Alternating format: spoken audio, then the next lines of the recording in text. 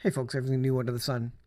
Civil unrest and the idea of Mad Max. Is that coming to a nation near you? I think it is. We're going to take a look at today's information, today's news, and I think there's a lot of things that are being tested and trial run here and there, and you may have some examples that you have heard about in the past where there have been trial runs of particular things, and I'll suggest a few of them. So one is the idea of the Netherlands getting rid of fertilizers, nitrogen specifically. And not soon after that, the Trudeau for Canada came out and said, you know what, they're looking to limit fertilizers as well in the name of climate change, global warming, right? And so there's trial runs that happen in small pockets, small countries, and if it works, if they get away with it there, they move it across the world. Another thing is that Canada en masse froze bank accounts from the trucker convoy. And that was a small trial run. So in the future, they could do that at any time. And what did they show to the world? They also showed the governments of the world that at any time, we live in such a digital world that you can go to the banks and basically request that they freeze all the assets and bank accounts of any particular person that the government doesn't like. Now, another example is the pandemic. They wargamed this. This was related to Event 201, which happened months before the release or the news coming out of China of this pandemic. And so they trial run things, they test run things, they wargame things. Another example is the Cyber Polygon event. And they have wargamed and looked at what would be the cause of a significant cyber attack. Now, another thing that's happening is this idea of in Africa, there are the grid failures, and they are shedding load from their grid. And is this a microcosm of what could happen across the rest of the world, especially in North America, where our grid is under attack, where the threat against it is increasing, and the load levels are increasing with renewable energy, electric vehicles, all these sorts of things, all the move to heat pumps and away from fossil fuels and oil. It puts load on the energy grid, which is already having trouble because of all the weather events that are coming. And I'm going to submit to you that what it's going to cause is kind of a Mad Max scenario where there is civil unrest. And I will submit to you, in fact, I will show to you that the governments are getting ready for civil unrest. And when all these things come down, the screen you're looking at here is from my timeline of the Return of the Lord. And this is kind of maybe a timeline or a list of things that will happen in succession, all the way up to World Order and Mark of the Beast. So we started with the COVID pandemic, and that was a great test of locking everybody down against their wills, and everybody went along with it, and also coercion to get people to take something. And then we are in and are heading further into economic collapse. We're in a recession now. Everybody agrees. We're in debt up to our eyeballs. We're heading into World War III, because how do they get to economic collapse? Well, they have to reset the economic system. How do you reset the economic system without the people noticing? Well, you go to World War III. Well, along with that are job losses. So if you've been following Eli, the computer guy, he's been following the IT job losses just for the year 2023. And I believe it's in the hundreds of thousands.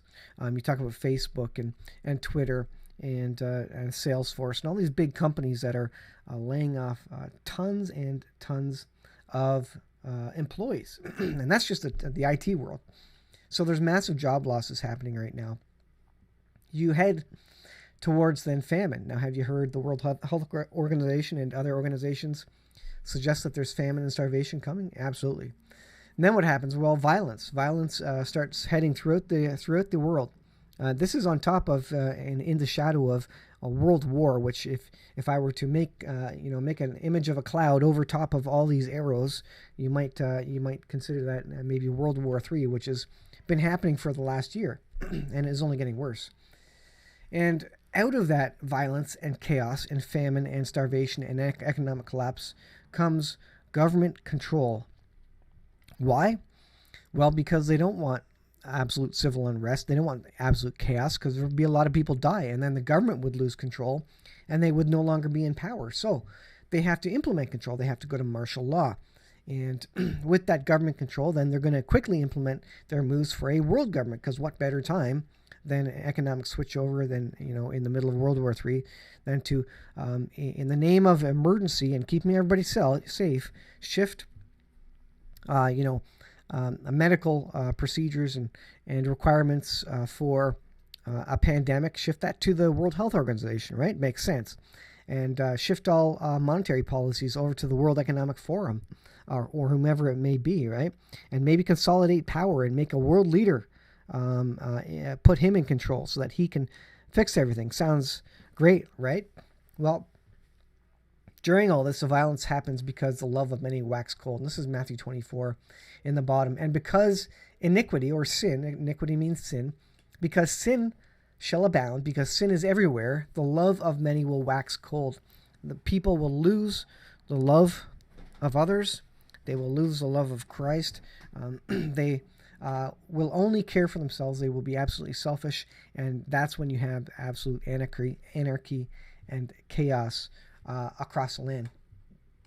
Now, getting to the story of this, and sorry for the long introduction, but this is... these are headlines for what's happening in South Africa.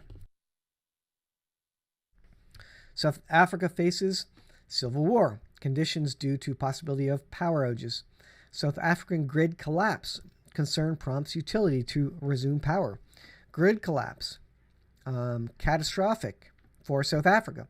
Now, you note the dates on these. This one from Bloomberg is from February 2nd, 2022. Whereas this grid collapse one, talking about South Africa, is from 2 days ago. So this has been ongoing for a while. And what are they doing in South Africa? Well, at least from the point of view of the U.S. Embassy, they're telling Americans in South Africa to get ready. Nightmare in South Africa. U.S. Embassy warns Americans to ready themselves for power grid collapses and civil unrest. And I will go back to that idea that I was mentioning at the very beginning. All these things are kind of test run, or at least you can be. If they're not outright test runs, then they're used by the governments of the world to say, look, we saw that situation. Let's learn from it. Let's use that to our advantage, and get ready for it. And so, in a way, they're kind of wargaming off what is happening. So, grid collapse and civil unrest. And I think this is coming to North America, and this is why it's important. So, American residents of South Africa are being warned of chaos that could follow the failure of the nation's energy grid. Again, does the United States have any trouble with its energy grid? Absolutely. And as we get into more and more terrorist events on the substations, more and more cyber attacks by Russia, I think we're going to get to a point where there are significant troubles with the grid, to where there are blackouts. And what happens when there's blackouts for extended periods of time? People go berserk. People get desperate. And they're saying civil unrest is coming. U.S. Embassy released security alert warning that likely outages could precede a wave of violent crime. And again, the government can use this sort of thing to say, you know what, we see this coming, so we're going to implement martial law now. How about everybody stays in their houses, just like the pandemic, to preempt any sort of trouble from the grid going down? And that's going to come. It's going to come to North America, United States, Canada. The embassy cited a South African energy policy known as load shedding, which a state energy utility enacts mass blackouts to relieve pressure on the nation's crumbling grid, according to CNN. Entire blocks were deprived of lighting and power after South African President Cyril declared a state of disaster over energy shortages. Now, when this happens, and if this is long enough, if the blackouts are long enough and, more than 24 hours, people will go looking for power. If you have Generators running, they're going to find you. They're going to hear it.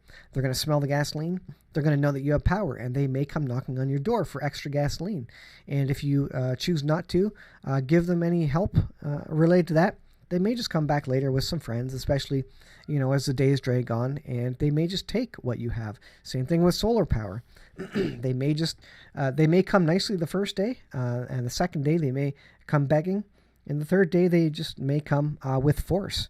And this is what's going to happen in civil unrest, civil collapse of the people of the country. Embassy is warning that crime may accompany the state-mandated power outage. Additionally, power outages have the potential for increased crime. This is what you and I need to prepare for. This is coming to America, what's happening in South Africa. Increased crime is the result of this. Traffic jams when lights are out provide opportunities to smash and grab, and residents can be targeted when lights are out and security cameras are non-functioning. I will also suggest that if residences have lights on, they will also be targeted by those who are going around looking for people who maybe still have refrigeration, which might mean they still have food in their freezers, or they might have a generator or something of value, maybe a Jackery power box or something that they could use for their own houses. Remember, when kids start starving, the parents will go berserk. They will get violent, and they will do illegal things. People do illegal things when they are desperate. The embassy cautioned against traveling to South Africa due to security considerations. The embassy would like to take this opportunity to remind U.S. citizens traveling to or living in South Africa that South Africa is a travel advisory level 2 increased caution due to crime and civil unrest. And what do they recommend? Maintain 72 hours of supplies at home by stockpiling non-perishable food, 3 liters of drinking water per day, and medicines and first aid supplies. And folks, you need many more days of that, not only because this disaster is going to last longer when it really hits, but because people are going to be using that. You're going to have friends and family who are going to come knocking on your door saying, you know what, I remembered that you were a prepper. I remember you made some posts about that. I know you have some food and water. And you can't feed a horde of people. You can't feed 100 different people unless you have millions of dollars stored up in food and water. This is why you need to secure your food and water, be prepared to defend it, potentially. It's either you or them at that point, sadly. And you may need to diversify and move some of that food or water put it in different locations so people can't necessarily find all of it at once. What you can say is, yes, okay, I have this, and maybe they can see your cupboard, but you just leave out that you have other food stored somewhere else, right, folks? You need to be prepared for this. The blackouts have led to unrest in the troubled nation before. And so, folks, I will say that I think exactly what's happening in South Africa is what's going to come here. We're getting ready for civil unrest, violence, riots, and indeed the Bible speaks of violence happening in the last days. Violence, the love grows cold of many people, and when the love grows cold, when there's civil unrest, the government and the police force come down hard. They implement martial law. They remove all your freedoms. And at that point, the government can then do whatever the government wants. And the government will likely be bankrupt and will be looking for help from the world. And the world will happily bring them in and say, yep, you know what? As long as you let us govern your country, then we'll give your citizens food and water and oil. And we'll help you rebuild. And that's what is in line in terms of the lead up for the world government, the Antichrist, and the things that are to come, as spoken of in the Bible, the world order and the mark of the beast. Thanks for watching, folks. Be prepared. This stuff is happening around you. It is test runs, trial runs, and at the very least, other governments are looking and saying, you know what, I see that coming. I can either use that to my advantage, or we need to get ready for that and do something to freedom prior to that to preempt such occurrences in whatever nation they live in. So of all those examples, folks, those have happened already. Be prepared because it's coming to you very quickly. I don't think we're getting away from World War III at this point. Nobody is interested in peace. So thanks for watching. I'll leave it there. Be prepared, folks.